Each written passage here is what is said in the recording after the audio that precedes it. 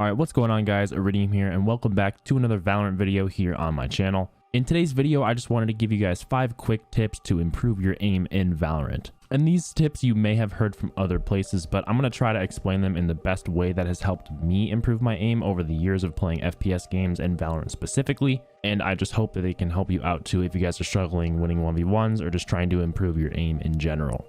Now, the first one I want to touch on, and is something that people look over all the time, and I think it is just a crucial part and a required part if you guys want to improve your aim daily and just have a great start to your day playing Valorant. And it is to just warm up, which involves stretching out your wrists, warming up your wrists by using an aim trainer or something like AimLab or Kovacs, and then just hopping into the Valorant training area and shooting bots and just swiping your mouse around, warming up your arm and your wrist. If you guys want a full detailed video on what I usually use to warm up my wrist, head over to my channel and look for the video titled The Best Warm-Up Valorant Aim Guide. There will be a link at the top right of this video right now if you guys want to go pull that up in another tab and check it out after this video. And the link will also be in the description below if that's easier for you. Just head over there and watch the video and try to implement that warm-up into your everyday routine, which should help improve your aim in the long run. The next step, and this is probably the most important step, and it's just a long ongoing thing that you should be doing, and it's just deathmatching, specifically in Valorant. And speaking from putting hours and hours into Counter-Strike deathmatch, putting time into Valorant deathmatch will drastically improve your aim, specifically within Valorant. Just going in, setting a specific amount of time each day to either just focus on a specific part of the map or just focus on using a specific gun, and just in general out aiming people and getting into 1v1s and just getting into those deathmatch fights will just improve your aim like crazy. It just makes sense, right? Because you're playing this specific game and you're training how to win gunfights in this specific game. Practice holding down a specific angle or a specific zone or area that you don't commonly play or that you are very comfortable in, and try to frag everyone that's coming from every single angle towards you. A lot of people focus on aim trainers specifically to train their aim, but if you're really trying to improve your aim in a specific game, just use the deathmatch feature that is within that game, because you're training for those 1v1s in that specific game. So why not be playing that game and practicing those 1v1s when you can without actually having to play a full game. We will touch more on aim trainers in a future tip that I have in this video, so just stay tuned for that. But again, I cannot stress enough how important it is to just deathmatch as much as physically possible. Whether it's just like 30 minutes before you play after warming up, or 30 minutes after you play at the end of the day to cool down,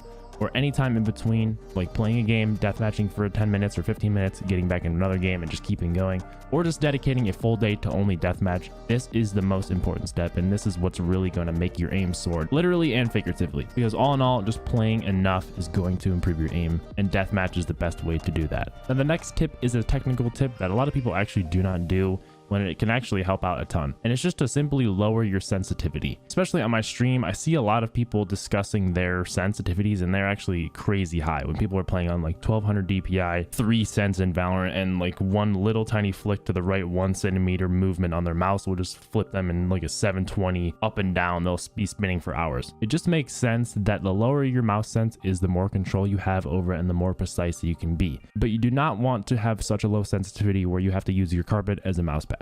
You want it to be a good balance between being able to do quick flicks on people that might be flanking you, but also having enough control to make very minuscule movements if you're taking a long range fight, or just having to track someone easily. And you may need to buy a bigger mouse pad if you do end up having to lower your sense, but trust me, it is worth it in the long run. I remember using a tiny generic computer mouse pad that your mom uses with sunflowers on it or something, and I specifically remember the day when my homie Gameface, who has mentored me and taught me so much about high-level FPS, I specifically remembered that day when he noticed that my sensitivity was too high, and he just guessed that I had a tiny mouse pad, because when I was shooting, my aim was kind of flicking across the screen. Because when he would see me shoot, he would see that my crosshair was kind of jittering side to side. Because of my clicking when taking a shot with a gun, that small movement, because I had such a high sensitivity, would move my mouse and my crosshair across the screen. So just try lowering your sense little by little so it's not such a drastic change, and just continue to get used to using a comfortable, little bit lower sense. It doesn't have to be a crazy low sensitivity, but just try lowering it lower and lower until you can have more control over that mouse. And speaking of mouse control, that brings us into to my next tip, which is to specifically train mouse control. Like I talked about earlier, when using Deathmatch to specifically train your aim in Valorant specifically, this is where those aim trainers come in. These things are designed to help you train mouse control, not your aim for a specific game. Yes, each aim trainer usually has an aim conversion to have a similar sensitivity as you use in a game into the aim trainer, but actually using a sensitivity that is not the same as that game in the aim trainer can help you even more, because this trains your mouse control. Pretend your mouse is an extension of your arm. When you're doing anything with your arm in real life, you're not really thinking about how hard you have to move your arm to do a specific thing or get something to a specific angle, or, you know, pick a pot up off of the stove and move it onto the counter next to you. You just know that because you don't even need to think about it, because it's your arm. You've had it your entire life. It should be the same thing with your mouse. You should be just grabbing that mouse and not even thinking about it. And wherever you need to put that crosshair or move your mouse, it just happens. So using aim trainers with specific sensitivities will actually help you do this. You'll train your arm and your brain to figure out and coordinate how hard and fast or how far you need to move your mouse to get that crosshair to a specific spot. So use aim trainers like AimLab or Kovacs to train your mouse control. As much as I love Gridshot and AimLab, that's not all you should be doing to train your aim. You need to go through everything else like tracking,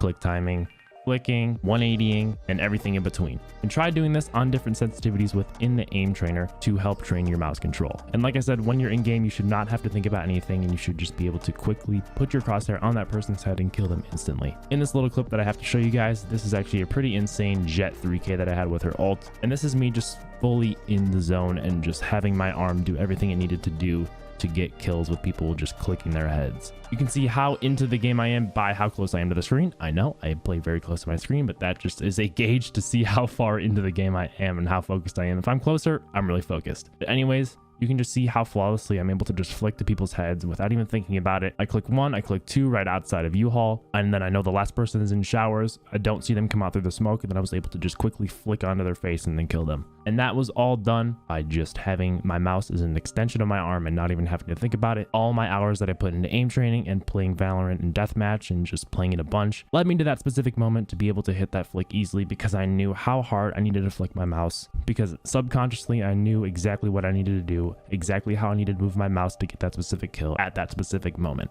And for this final tip, I actually want to discuss a common question that people usually ask when they're talking about aim. You may have even had this question yourself, and it's, do you focus on the person you're shooting or do you focus on your crosshair? And I have the answer for you guys. To make it simple, what you want to do is focus on the person you're shooting when they're close to you. This is going to be more of a tracking situation where you're going to need to keep your eyes on that person and follow them with your mouse. So keeping your eyes on them as they're moving is going to help you follow them better. And this is also why you need to practice your tracking mouse control within aim trainers. And then on the other side of the spectrum, you want to be focusing on your crosshair when you're shooting someone from far away. This helps you be more precise and put their crosshair on their face or wherever you need to put it. You want your eyes to be fixated on that crosshair, but also in the background, or your blurry vision, if you know what I'm talking about. You want to see that person that you're shooting. Focus your eyes on that crosshair, but also be making sure that it's on the person's head at a far range. So once again, focus on the body for closer shots for tracking situations, and then focus on your crosshair for longer, more precise situations. So I hope these 5 tips to improve your aim helped you guys out. Make sure to let me know in the comments below if this aim guide did help you guys out, or if my last Valorant warm-up aim guide did help you out as well. If you guys have any other tips that you have that may help you aim better or work on your mouse control, make sure to let me know in the comments below and help everyone else out. And of course, if you have any other questions that were not answered in this video, let me know in the comments below and I'll get back to all you guys. Make sure if you guys did like this video to hit that like button, because that is what it's there for. And while you're down there, do not forget to hit the subscribe button as well as the notification bell so you guys can be notified whenever I post new videos every Monday, Wednesday, and Friday here on my channel. And last but not least, as always, make sure to head over to my Twitch channel, twitch.tv/Iridium, where you guys can watch me play Valorant every single day except for Wednesdays and Sundays. I can't wait to see you guys there. And as always, make sure to let me know you came from my YouTube if you do end up coming over. So with all that being said,